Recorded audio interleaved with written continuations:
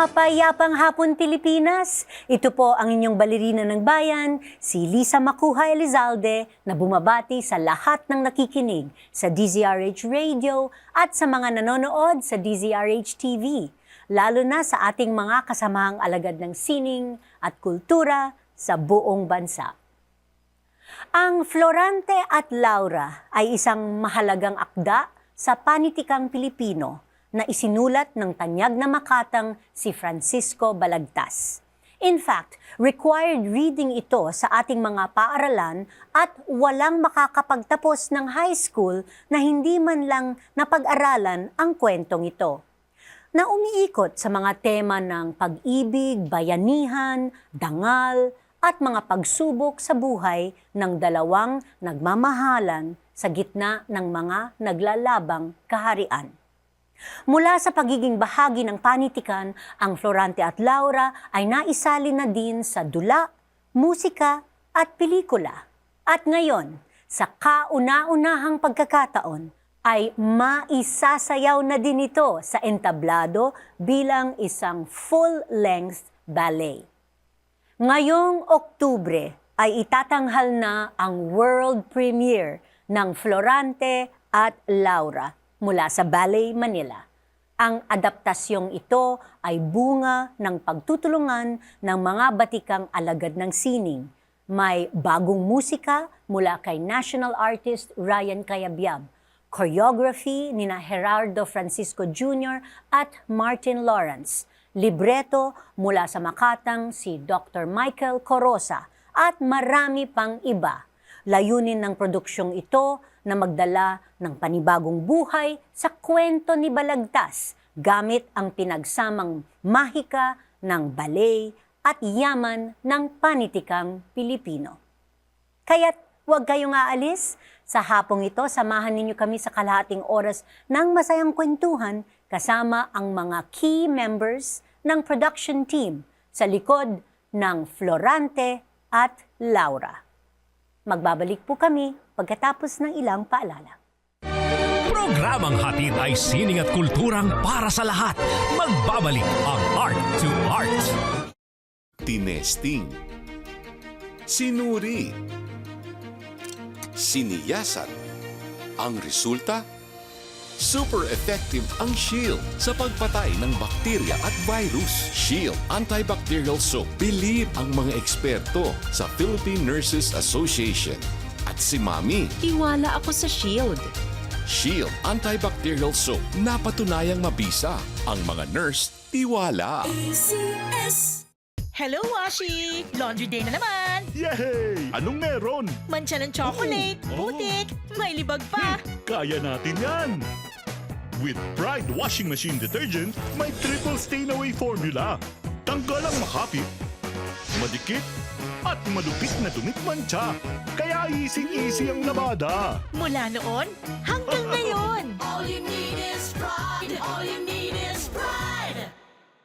ACS. Usapang sining at kultura para sa lahat. Art to Art. Nandito pa rin tayo sa Art to Art at kasama natin sa hapong ito ang mga choreographer ng Ballet Manila's Florante at Laura na sina Gerardo Francisco Jr. at Martin Lawrance. Magandang hapon, Jerry, Martin. Welcome back to Art to Art. Magandang hapon. Oo. It's been a while. Martin, I think the last time you were here was for Winding Road. Winding Road, Yeah. 2019. 2019, Yeah. bago pa magpandemya. But Gerardo, you were here just recently for the tribute to Osias Barroso Jr. at that time. Okay, but Florante at Laura. Sige, let's go to Florante at Laura. Isang napakahalagang literary masterpiece. How did this project start? Paano nagsimula yung proyekto? Can you share how you both are approaching choreographing a work based on such an iconic epic poem? Gerardo, you want to start? Okay, it started po, you approached me to do a new piece, a new ballet, which is Florante at Laura. Parang naalala ko yung idea ay nagsimula nung right after yung world premiere mo ng Ibong Adarna. Yes po. Oo. Yeah. Ang tagal na nun. Tagal na, 2017. And then, after nun, nag-gather kami ng artistic team ni Martin. At first, I didn't know na it's a collaboration between me and Martin. So, later on na lang na found out ko na Martin will be my collaborator, which is okay because It's a huge work. Yeah. It's a Yes. huge undertaking. Yeah. yes po. And then kailangan ng librettist for this ballet. So we I think you offered Bunga din ng Art Michael to Art. Corosa. Naging guest namin si Dr. Michael Corosa. And of course, we talked about Florante at Laura. And siya ang nag-volunteer. Si Dr. Naman. Michael Corosa ang nag-volunteer na tulungan tayo to write the libretto of Florante at Laura. Okay. Yes. And Martin, how about you? How are you adapting to the choreography, all the musical elements? At the moment, we're still discovering our ways through it, because the story is so vast. You know, it's kind of like this happens, that happens. But there's a real heart to the whole collaboration, I think, with Ryan Kayapyap, with the team, the production team with Mio, and with Gerardo. So I'm really enjoying it. Each day you kind of chip away at something new and go, Eureka, we've solved that. So it's been really special. But it's still a journey. Yeah. Well, as two choreographers working with one libretto, what's it like? I mean, how did you share the creative process? we actually divided the parts. I do the act 1 and Martin Act 2. do the act 2. And then the act 3, it's a collaboration. But there's some part in act 1 that we need to collaborate. Because there's so many battles between the Persians Persian and the Albanians. So Gerardo will text me, okay, we have a battle between the Persians. We're like, go. Yeah. Okay. You know what I like about Martin? It's he is open-minded, open to any suggestions. When I say, Martin, I want like this, and I want this kind of approach, and I said, yeah, it's all right. Yeah, we can do that. Okay. Have you both ever collaborated with anybody in the past to create an original work? Or is this a first experience for both It's of you? our first time, but we have worked together since 2013. Yeah. He is a choreographer and I'm the dancer. That's why I think it was an easy transition's the wrong word, but there was something very organic about it. Because I know Gerardo's dancing really well, as he said, from 2013. Yeah. So Yeah. to watch him work and choreograph is really inspiring. And then, as he said, oh, can you look at that bit? I'm like, yes, I think I know where you're going. Yeah. Well, as someone who has watched some previews, it's going to be spectacular. I think, gentlemen, you can rest assured we have a hit on our hands. But Martin, as a British choreographer working with a Filipino literary classic, how did you familiarize yourself with the story and its cultural content? And what insights did you gain during this process? First of all, I tried to research online the actual story, and it was really hard to find an English actual word-to-word translation until we found the book. So I was able to really immerse myself into it and pick up key moments through it, along with Gerardo and Michael Carrozza, kind of find our way through the story that works for us. Now, I think Michael would say it's an awit, not a story, because it's meant to be sung. So that already gave me ideas of, being lyrical, but yet being sharp with all the battle scenes. And then finding lines within the characters as well. Yeah. Florante, Aladdin, they're very similar in a way. It's kind of parallels, as well as Laura and Flerida and the baddies, Adolfo and Sultan Ali Adab. So it was finding those links through it. And it's quite heavy, the actual reading. And I think it's not really super Filipino, because Yes, it is about Albania, Albania. And Persia. Persia. It's about power struggles. It's about royalty. It's about it's a love story. It's about cultural conflict. It's about Christian and Muslims. Christianity and against Muslims. So it's really very universal. Yes, The yes. themes are very universal, very global. Okay, well, Dr. Michael Carrozza ang tumulong para gumawa ng libreto. Yes. At malaki ang kanyang kaalaman, of course, ng Florante at Laura. How was his interpretation of the text influenced the way you translated the characters and the themes into dance? I think we had an initial meeting with Michael and yourself, and we were talking about Florante et Laura and the themes, and then Gerardo and I went away and thought about our different acts and how we could make it work as a dance, piece, and also be educational and be clear with the audience. And then we went back to Michael with our kind of synopsis, I suppose, that then he turned into a libretto. And we were pretty clear, and I think he was quite happy on how we laid everything out. So, Okay. yeah. Yeah.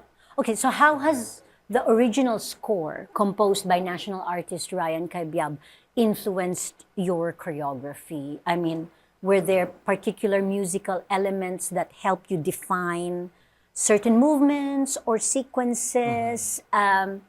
As a choreographer, is it music first, choreography later, or choreography first, music later? What happens in this process? I'm asking this for, for everybody who's listening and watching our episode right now. Well, some of choreographers prefer music first and then create a choreography. Me, I can create choreography without the music. And then later on, I just listen to the music and adjust my choreography. It depends on that music. So, yeah, it's me. For me, it's like I'm normally a music first kind of guy, but because we were waiting for the score to arrive, so I did little studies. Some I threw away because they didn't have any relevance to what Ryan had composed. Some miraculously worked really well, so I carried on with that. Okay. And ang Florante at Laura ay may mga tema ng digmaan, it has war themes, it has pag-ibig, love, justisya, justice. Paano ninyo ipinakita ang mga mabibigat na emosyong ito sa pamamagitan ng sayaw? May mga eksena ba na naging challenging i-choreograph because of the heavy themes used in the synopsis?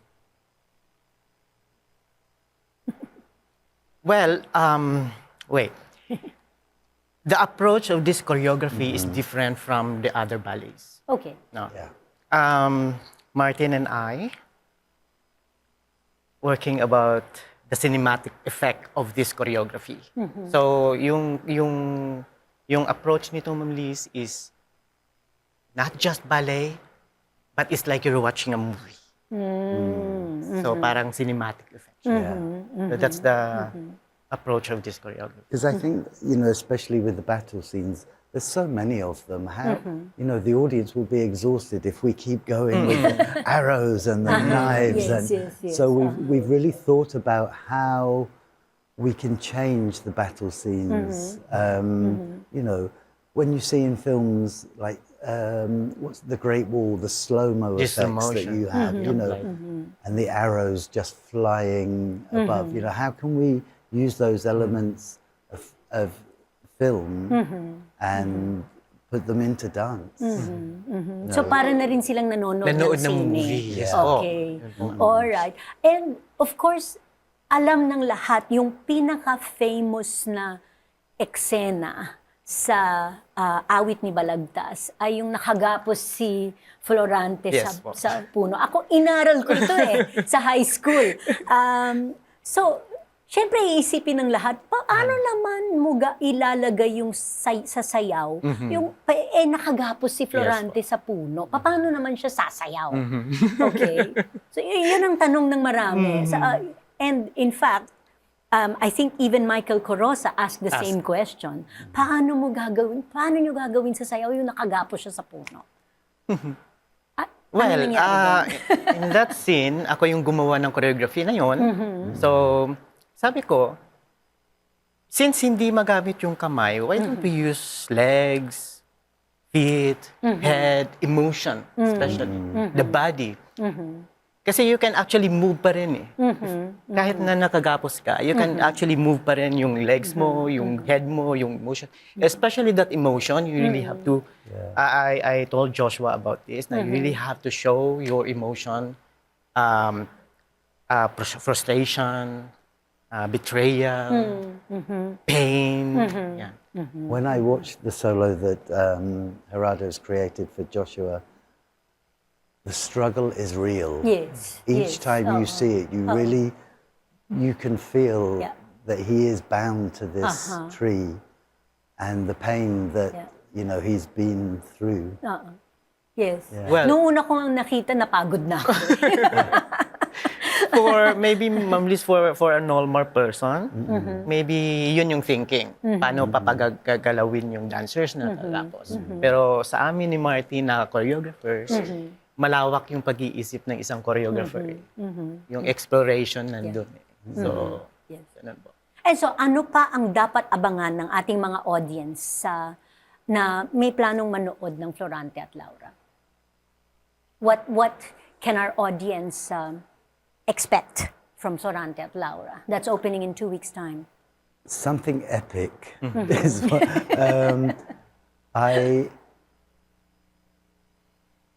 it's a journey. It's a real journey, and you really get to see the lead characters of the story in a different kind of way to a normal play where they start at the beginning, finish at the end, a nice little pas de deux in the middle.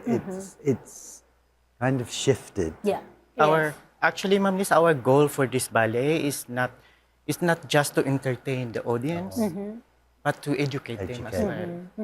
Yeah, because it's a Filipino ballet and it's part of our culture and history. And talking a lot to the dancers, there's a lot who don't really know the whole or don't remember the whole story from their second year in high school. I'm sure.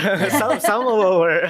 Yeah. So I've been passing my book around to people saying, read it. Yes, and of course, talagang aabangan natin ang Florante at Laura dahil it's been work in the making for several years from the original concept until ang exciting. Ang exciting talaga. Ang exciting. Well, maraming salamat, Gerardo and Martin, for talking about Florante at Laura. Marami pa po tayong pag-uusapan tungkol sa Ballet Manila production ng Florante at Laura. Dito pa rin sa Art to Art. Magbabalik po kami pagkatapos na ilang paalala. Programang hatid ay sining at kulturang para sa lahat. Magbabalik ang Art to Art. Schedule ng mga inaabangang konsyerto, update sa mga magagandang panoorin sa mga tanghalan at teatro. Narito na ang Art to Art Calendar. Narito ang ating arts calendar. Sa teatro, ibabalik muli ng Barefoot Theater Collaborative ang War Boys, a new musical mula October 4 hanggang November 3 sa Power Max Center Spotlight Black Box Theater, Circuit, Makati. Batay sa pelikula ni Kip F. Oybenda, tungkol ito sa apat na magkakaibigan at ang kanilang paglalakbay tungo sa pagiging tagapagtanggol ng hustisya sa Pilipinas. Ito ay may book at lyrics ni Pat Valera at nasa direksyon ni Miko Angeles. Muling gaganap sa mga pangunahing papel sina Benedict Ramos bilang Eric, Alex Diaz bilang Chris, Jerome Canlas bilang Toran, Omar Udin bilang Josh at Sheila Francisco bilang Justice Hernandez. Ang opening weekend tickets ay mabibili na sa Ticket to Me. Sa musika, inihahandog ng Manila Pianos Artist Series ang Trio, isang chamber music recital kung saan magtatanghal sina Jason Rivera sa clarinet, Jerry Gonzalez sa cello at Dingdong Fiel sa piano. Mapapanood ito sa October 6 alas 6 ng gabi sa Manila Piano Showroom sa Ronac Lifestyle Center, Paseo de Magallanes, Makati City. Ang program ay binubuo ng 8 pieces for clarinet, viola and piano,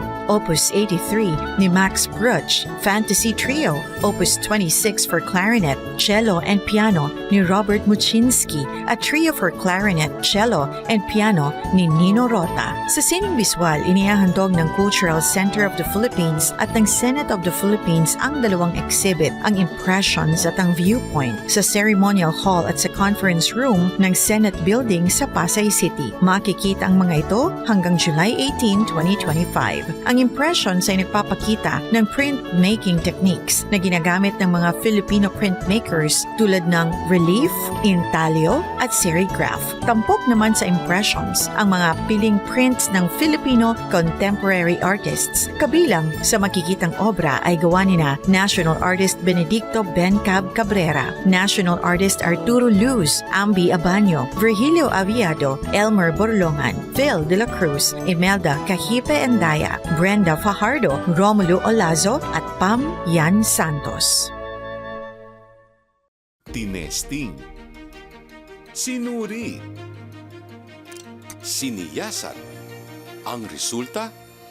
Super effective ang Shield sa pagpatay ng bakterya at virus. Shield Antibacterial Soap. Believe ang mga eksperto sa Philippine Nurses Association. At si Mami. Tiwala ako sa Shield. Shield Antibacterial Soap. Napatunayang mabisa. Ang mga nurse, tiwala. Hello, Washi! Laundry day na naman! Yay! Anong meron? Mancha ng chocolate, putik, may libag pa. Kaya natin yan! With Pride Washing Machine Detergent, may triple stain-away formula. Tanggalang makapit, madikit, at malupit na dumit-mancha. Kaya easy-easy ang labada. Mula noon hanggang ngayon. All you need is pride. All you need is pride. ACS. Usapang sining at kultura para sa lahat. Art to Art. Andito pa rin tayo sa Art to Art at sa bahaging ito kasama naman natin ang dalawa sa pinakamahalagang miyembro ng production team ng Florante at Laura, set designer Mio Infante and costume designer Therese Hernandez. Therese, Mio, welcome back to Art to Art. And of course, it's not the first time that you're working with Ballet Manila. Therese, I understand you've done costume design for Ibong Adarna? Yes. Working with Gerardo? Yes, we worked with Sir Jerry way back in 2017 for Ibong Adarna. And suffice to say, it was such a very humbling experience because working for costume sa ballet is different from your normal theater. So you have their movements, their dances to take into consideration, the choreography, along, of course, with the lights, the stage, the design, the sets. But overall, it was very, very a rewarding experience. Kasi for us, it was a learning experience as well. Kasi it wasn't your usual, and we had to think of all the things, of all the materials na what to use. It was definitely not your wish kasi ako si Reyna, si Reyna noon, and naalala ko may walis ting-ting ako sa likod eh. Yes. So that was really an experience. Yes. Yeah, and then it was not your usual. Kasi we wanted to elevate ballet. We wanted to be seen it in a different light, not just in unitards, leotards, but syempre na parang, we can also use these kind of materials for ballet as well. That's true. And Mio, of course, not your first time with Ballet Yes. Manila as well. The first one was Rebel. Yes. Yes, by Martin Lawrence. With Martin, yes, as well. And then I remember for me, you did my sets for Cinderella Yes, and Snow White. and Snow White, yes, yeah. So, so anyway, Mio, ano yung challenges naman sa pag-design ng sets para sa Florante at Laura? Well, always, because I normally design for musical theater and drama, and sometimes what you call this, it's only very seldom that I do design for ballet and dance, and it's very, very different in the sense that the focus are the dancers really, and you need to provide a space for the dancers to dance also, and important yung silhouette ng dancers. So especially for another epic Martin, this time with Gerardo, you provide a space for things to happen, an environment for the story to evolve with, and there's so many scenes. There's a lots of forest scenes. There's a lot of battle scenes, and there's interiors as well as the harems and everything. And also we have like caves and mountains and all of these things. So we had to take into consideration so many different things, and provide a setting for all of these to happen, which can be transformed with lights and also with costumes. So very we had to take consideration a space that's malleable for everything. I see. Yes. And so how did you Philippinize the setting? It's supposed to be a fictional Albania, Persia. You know, how did you maintain yung pagiging Pilipino naman ng story? Well, inherently, we have Filipino dancers, right? So you can't take that away. But it's generic naman yung mountains and caves and ano, so it's basically that. I mean, we're using different shapes and also using from the Albania is like a country which is exotic country as well, and then Persia and all of these things. But it has also the Asian flavor as well is put into that. So marami kang makikita na pareho. At the same time, also it expands your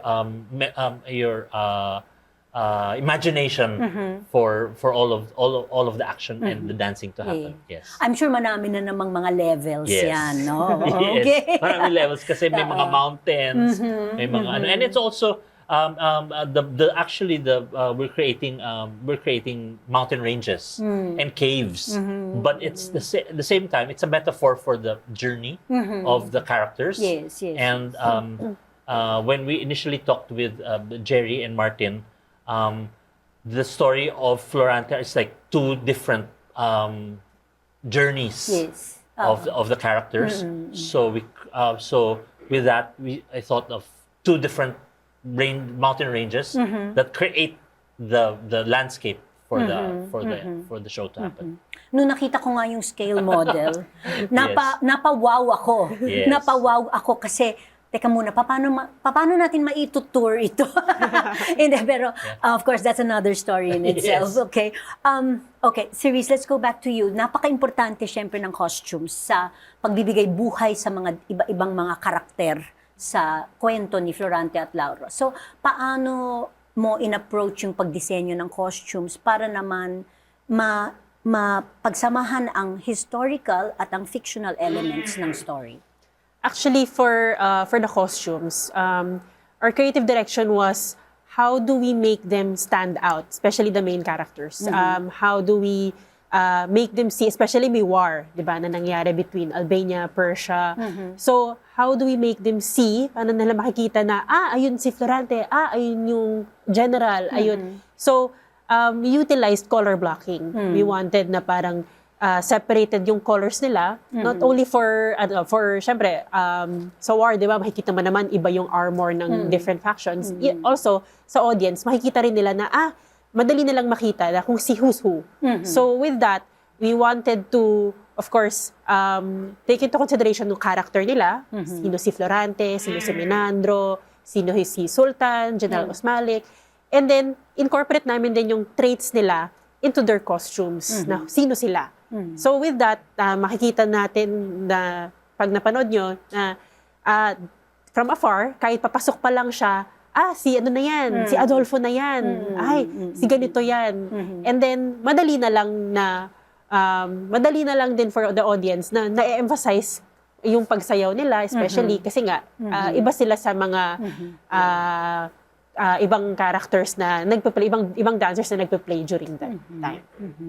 And of course, how do you strike naman a balance between beauty and function? Kasi syempre ang mga costumes dapat, as you mentioned earlier, dapat danceable, movable. Yes. Syempre, number one, ang pinaka-priority namin is the comfort of the dancer. How they can dance freely, na walang obstructions. And then, so, what we wanted is, doon pa lang sa unitards nila, meron ng semblance ng prints on their character or where they're from, kung saan sila galing. Kaya, si Florante, although sabihin natin ito yung kulay niya, pagdating kay Adolfo, iba na yung kulay niya. Although similar yung elements nila since galing sila sa Albania, Crotona. Pero pagdating kay Aladdin, kay Florida, although similar shade, pero dahil magkaiba ng design, nandun kaagad yung differences nila. And then, syempre, yung pinag-iisipan naming mabuti na kailangan, yun nga, at the end of the day, kailangan makasayaw sila, sila. So, yung mga materials na ginagamit namin is very thin, light, and madaling makagalaw.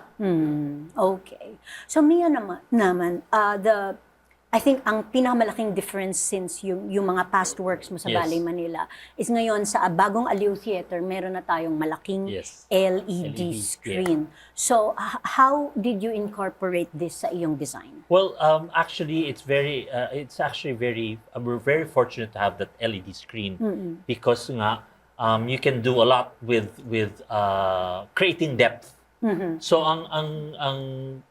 what you call this, when we had our meetings with the ones who's creating the video and the graphics, was the movement was we were going to simulate the movement of the flies kasi we're in a theater, right? So it's basically the flies coming down and ganyan, but also to extend the depth basically of the scene. So pati yung mga elements that are in the video comes down like it was also the flying and the battens coming in. So that scenically it's incorporated, and then it extends to the videos. Parang ganon. And also interesting din because the back wall, the LED serves as the cyclorama. So we will create mornings and mood through basically the ornamentations coming from the set. I-translate natin into, for example, pag forest scene na magdadagdag tayo ng mga pareho na creating that same ornamentation so that it looks deeper into the forest, and then all of a sudden nag-change scene tayo, biglang nag-interior tayo, so it becomes a harem na naman. So ganon. So we're actually very fortunate to have that LED sa likod.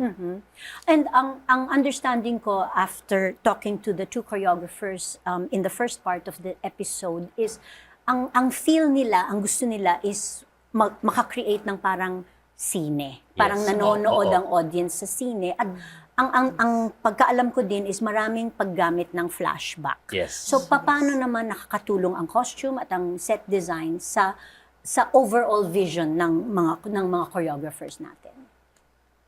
Okay. Sige, ikaw go muna, first. Denise. So, in terms of the flashback, syempre, it's a challenge to portray yung ganong scene, especially paano malalaman ng manonood kung paano nila malaman na flashback pala yun, is also through the help of the lights. So, malaking bagay din for the costume na merong lights na ganito yung magiging itsura niya. And then, of course, iniisip din namin na kapag nailawan ba yung costume, yung damit, anong magiging product output niya. So, ganun din yung mga inisip namin. Pero at the same time, hindi namin nilalayo kung ano yung itsura nila sa creative direction na gusto namin mangyari for the costume. I see. Okay. And I understand kasi nakita ko na yung budget estimate. May more than 100 pieces of costume. Yes. Wow. Okay. Epic nga kasi, Epic talaga. War kasi siya. Mio, ikaw naman, how are you helping the choreographers to create the mood, the flashback, Well, yun all nga, of this? nung nag-production meeting kami with the lighting designer, si John Batalya, we also were trying to figure out how to, yun nga, kasi maraming flashback kasi, at saka parang movie, parang cinema, na biglang all of a sudden na bumabalik in time and then nagpe-present day at saka bumabalik sa time. So yun nga, sabi namin is that the clue was really to color block and then to establish, for example, sa beginning pa lang na, ito, pag ganito yung kulay ng what you call this, ng lights at saka ng set at saka ng costumes, flashback na ito. I see. So ganyan.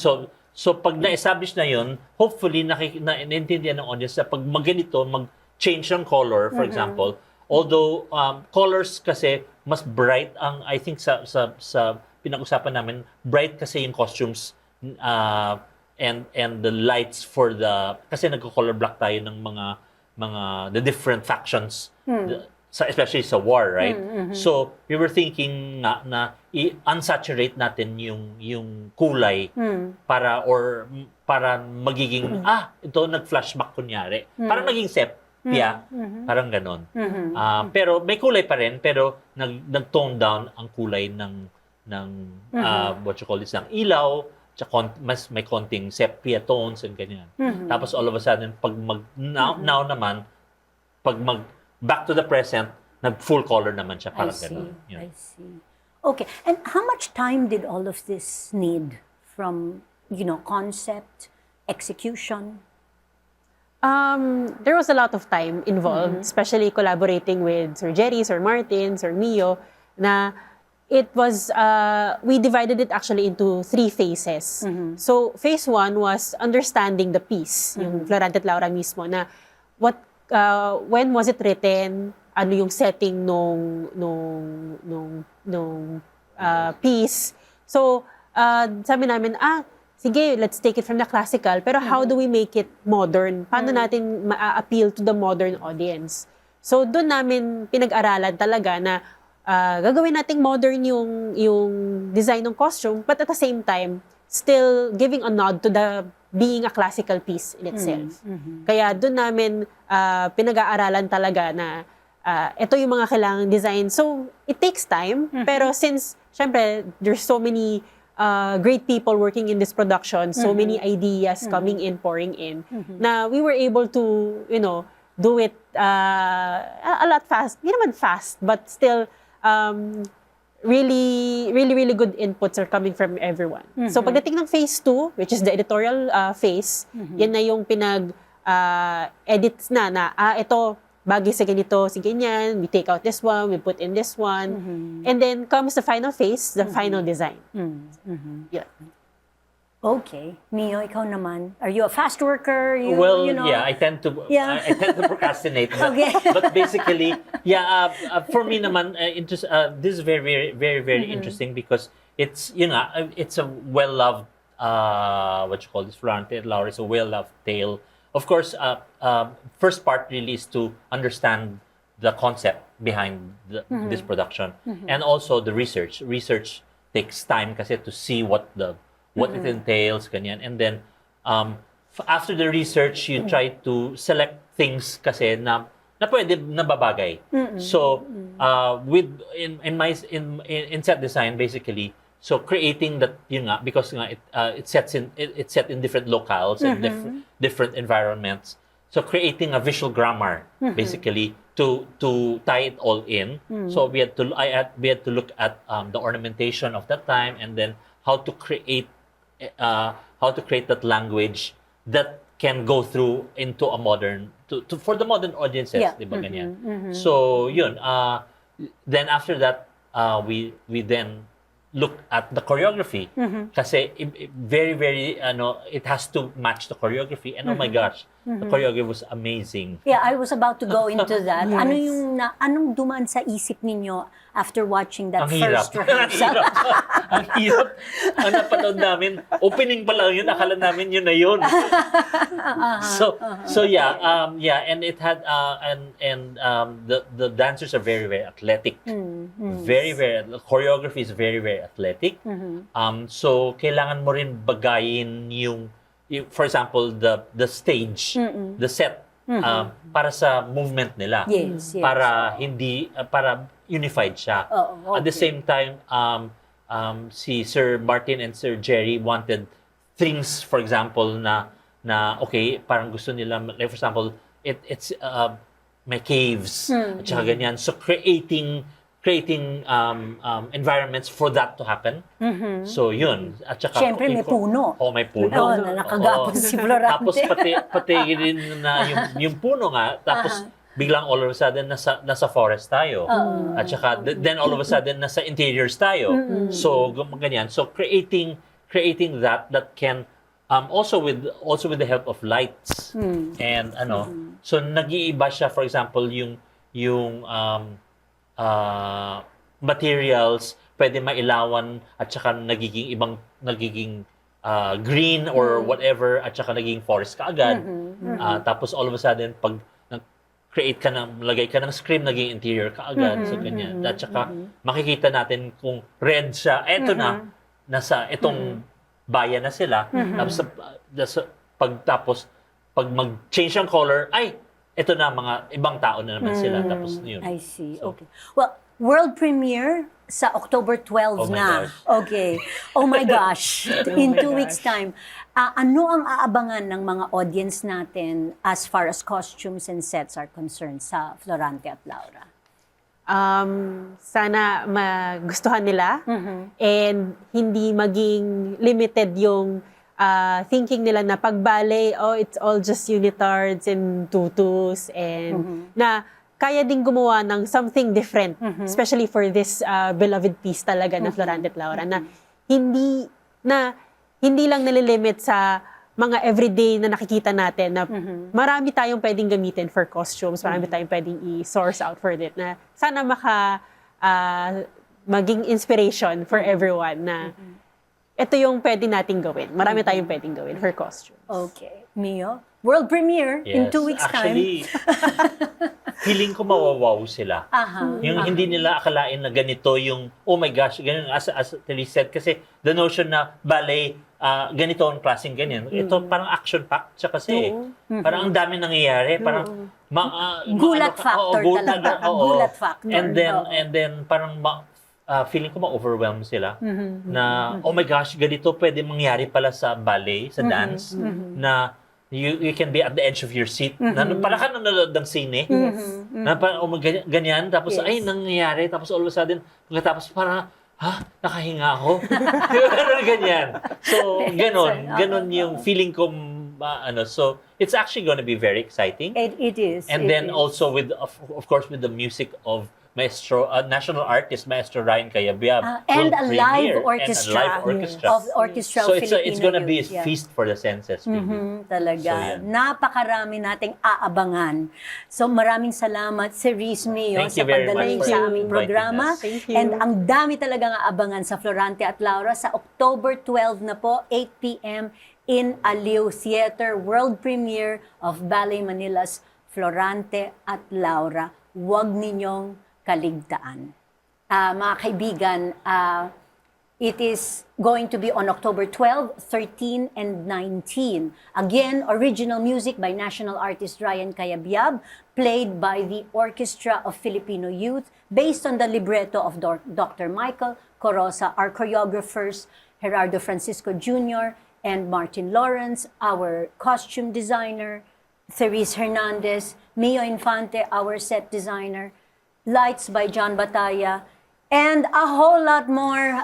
Tickets are now available at Ticket World via www.ticketworld.com.ph.